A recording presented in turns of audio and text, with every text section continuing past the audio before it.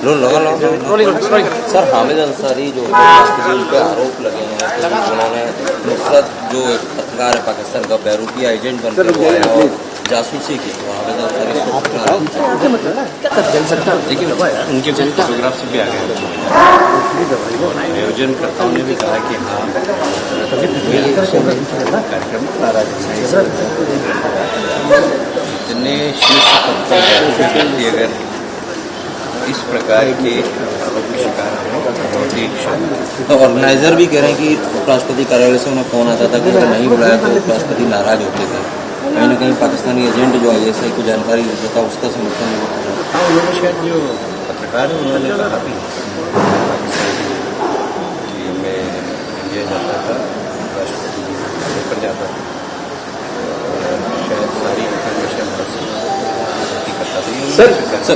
Sir, जिस तरह से भारत के पूर्व उपराष्ट्रपति हामिद अंसारी पर आजकल लगातार सियासी चर्चा में बने हुए हैं, उनका कहीं ना कहीं पाकिस्तानी लिंक सामने निकल कर आया है, ऐसा बीजेपी का भी आरोप है। और इस पर उन्होंने अपनी सफाई देते हुए सारा का सारा जो आरोप है वो कांग्रेस के मत्थे जड़ दिया है, ऐसा अभी बीजेपी के प्रवक्ता गौरव भाटिया ने भी PC करके कहा था। इस पर आप क्या कहना चाहेंगे? हामिद अंसारी साहब भारत के उपराष्ट्रपति रह चुके हैं। बहुत जिम्मेदारी का वो एक पद है, संवैधानिक पद है।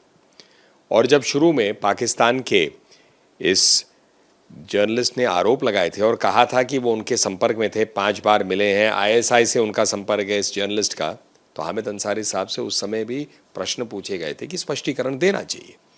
उनके स्पष्टीकरण से अब जो है विवाद बढ़ चुका है, क्योंकि अब जो जानकारी मिल रही है कि एक और कार्यक्रम के जिम्मे वो कह रहे थे कि मेरी मुलाकात नहीं हुई, वो व्यक्ति नहीं आए। लेकिन जो अब सार्वजनिक हो गया है, एक फोटो दिखाता है कि हामिद अंसारी साहब उसी जर्नलिस्ट के साथ जामा मस्जिद के किसी कार्यक्रम में साथ बैठे थे और चर्चा हो रही थी।